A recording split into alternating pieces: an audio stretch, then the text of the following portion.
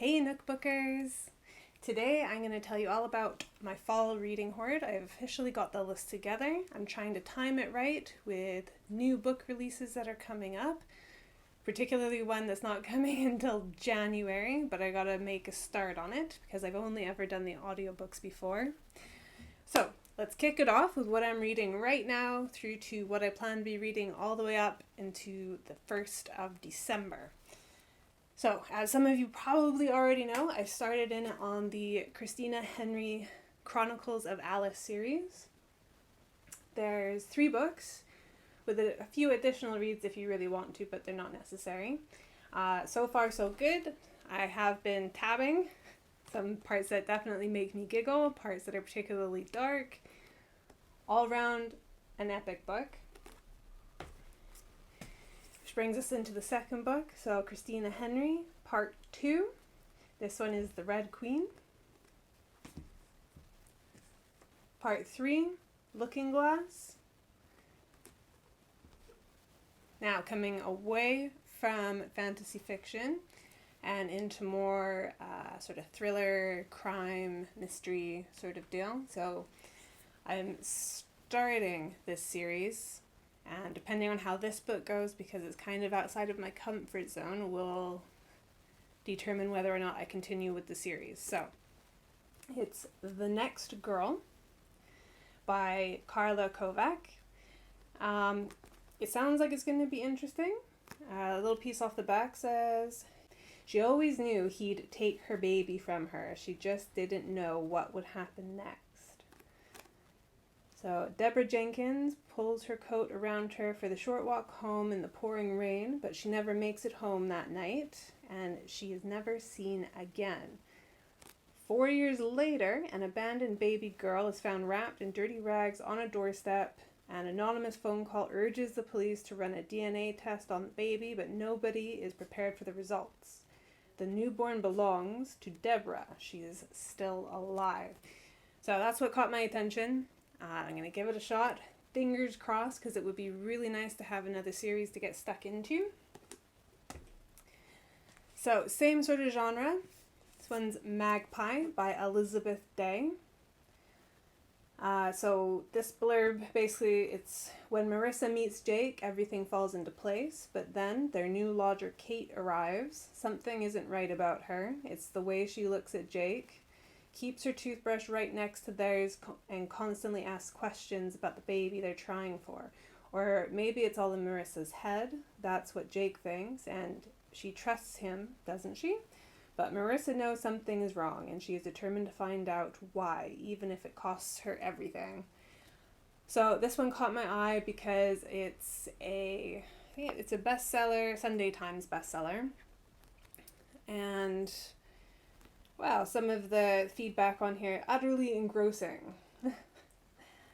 So, fingers crossed again, because this isn't the sort of genre I would normally go for, but I am really trying to get away from focusing so much on fantasy and historical fiction, and a little bit more into the thriller, horror, mystery, all that kind of stuff, because, I mean, as far as movies go, I love horror movies. I love psychological thrillers, so if I can find books that I can really sink my teeth into, like I do those sorts of movies, that would be like the best news of this year. I swear, just it would be epic. So again, sticking with the same thriller genre. None of This Is True by Lisa Jewell. I've seen a lot of my favorite booktubers and book TikTokers bigging this book up, saying it's really good. So I'm taking the plunge and I'm going to give it a shot. As you can hear, even the dog gets excited about me giving this one a shot. So yes, again, we are crossing the fingers. We are feeling hopeful. To give you a quick idea about what this one is about. Celebrating her 45th birthday at her local pub, podcaster Alex Summers crosses paths with an unassuming woman called Josie Fair. Josie is also celebrating her 45th birthday. They are, in fact, birthday twins. A few days later, Alex and Josie bump into each other again, this time outside Alex's children's school. Josie has been listening to Alex's podcasts and thinks she might be an interesting subject for a new series. She tells Alex on the cusp of great changes in her life. Alex agrees to a tutorial interview. Josie's life happens to appear strange and complicated, and although Alex finds her unsettling, she can't quite resist the temptation to keep digging. Slowly, Alex starts to realize that Josie has been hiding some very dark secrets, and before she knows it, Josie has inveigled her way into Alex's life and into her home. Soon she begins to wonder, who is Josie Fair and what has she done?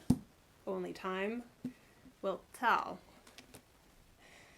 Now, I was saying about a book release that is coming up in January, and that is the next book release from Sarah J. Maas, and it is at the end of January. So I'm trying to get this right.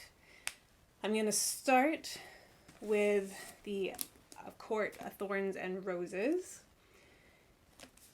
As you can see, I need to replace this. My old neighbor was very inconsiderate and caused a water leak. So I have water damage on some of the covers of these wonderful books.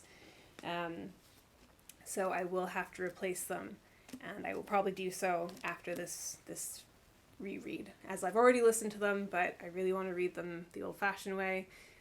And I want to do some tabbing and really try and just figure out this whole story arc and I don't want to say too much, just in case there's spoilers for people who haven't read it yet. But, I mean, the book in general, I love it. I think it's a great read. I think it's awesome, which is why I'm looking forward to reading it this way. So, Court of Thorns and Roses by Sarah J. Maas.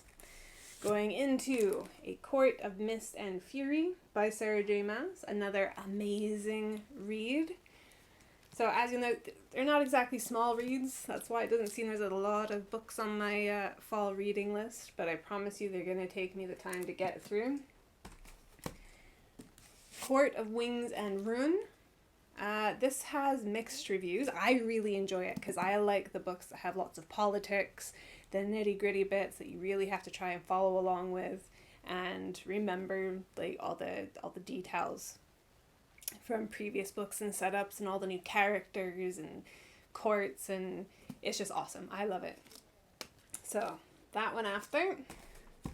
Then the novella that I'm not overly fond of, A Court of Frost and Starlight. It's okay. It was just kind of a filler, I think, for the die-hard fans that were just kind of clock watching for the next novel. I think and I know I read that she was going through some pretty intense personal stuff around this time, which is why she brought this out before A Court of Silver Flames. So yeah, it serves its purpose, but I wouldn't say it's utterly mandatory, but I will be giving it a read. And the biggest in the Akawar series, A Court of Silver Flames. Now, like I said, I have listened to this. It is definitely not my favorite in the series. It has its purpose and its place for things, for sure. I will admit I'm not overly excited about doing the long read this way. But I will do it because I love Sarah J. Maas. I am one of her die-hard fans.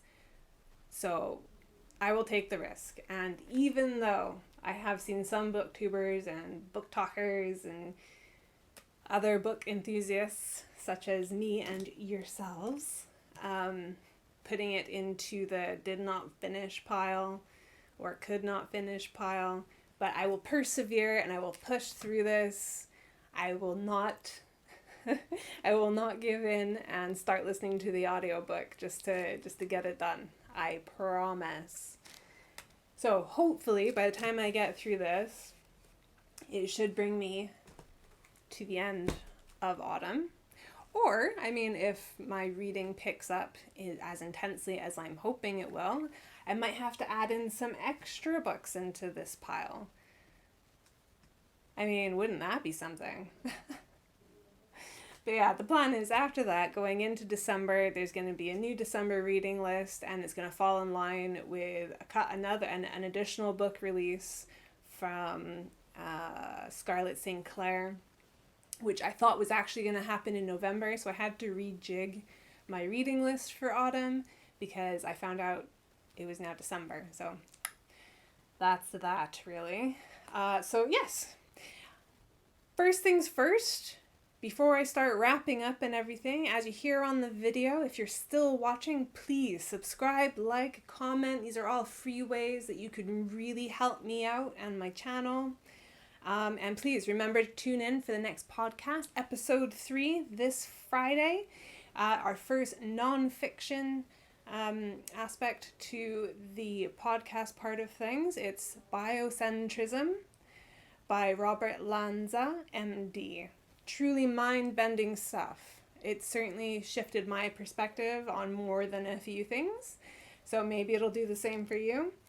Yes, have an awesome day, my Nook Bookers, and I will talk to you really soon. Mwah!